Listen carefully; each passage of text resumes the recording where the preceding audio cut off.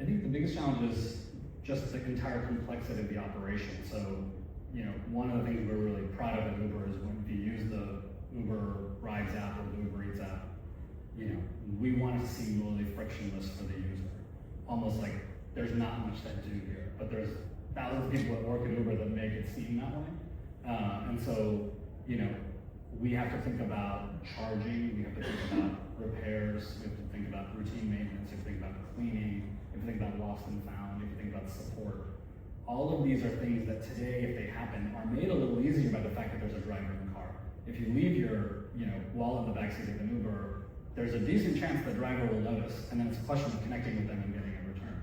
But if you leave your wallet in the backseat of a Waymo, we won't be able to know that until it gets back to the depot, but then we can trace the trip back and connect it to you. So just the procedures for when you're doing the cleaning and maintenance to, okay, we'll get a check if anything was left in the backseat, anything under the seat, anything in the trunk, if we found something, how do we trace it back to which ride?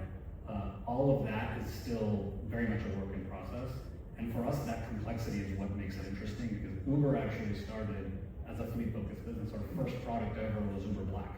And so you'd have people that ran limousine fleets, and their drivers would do a drop-off at 5 in the morning, they wouldn't have a pickup until 1 p.m. And we would say, your drivers aren't that busy, why don't you have them be on Uber, and they can get extra rides, and you can make extra money that way. And so we had to build an app that worked with fleets and tooling for fleets for our very first product. And outside of the US, many of the countries in which we operate and based on the regulations require fleets.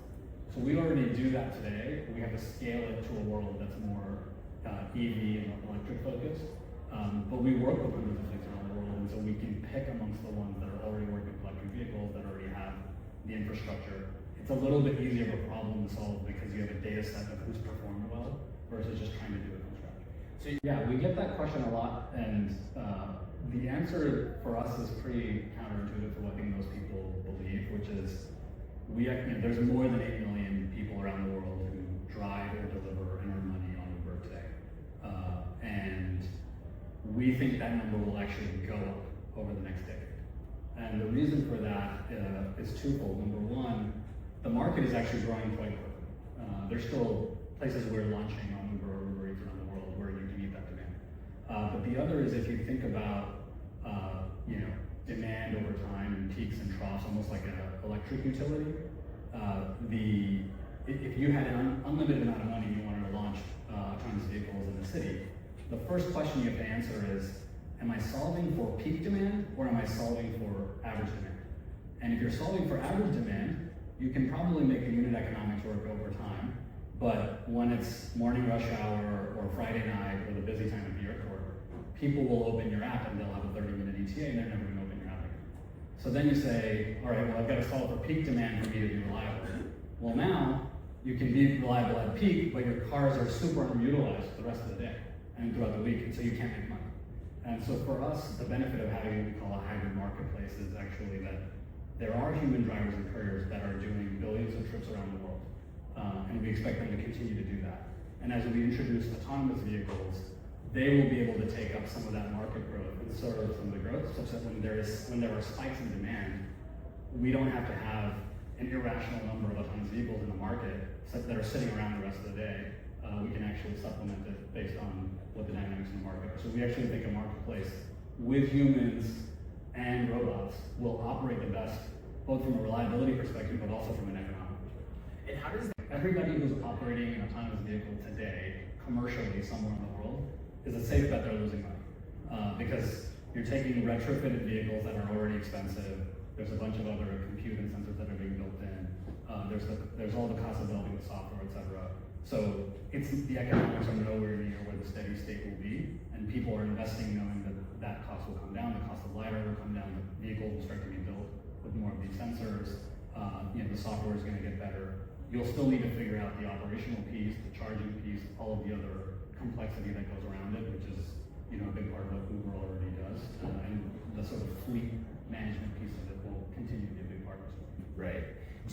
We aren't. We're very focused on what our core competency is, which is for the last 15 plus years, we think we have spent more time, money, R&D, et cetera, on figuring out how to aggregate supply and demand at scale. We think we're the best at that. We don't think we're the best at hardware engineering a robot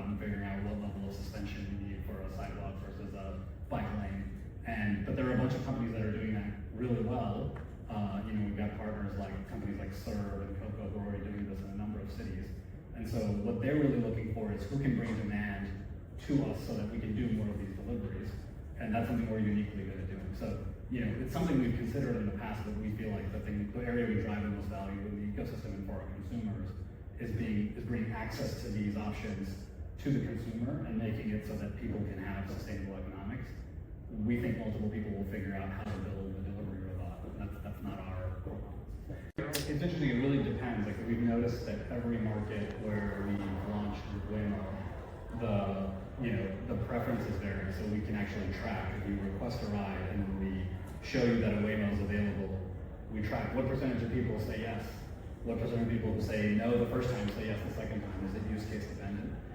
And so we found in general, people that are a bit more tech forward, younger people are more likely to say yes the first time.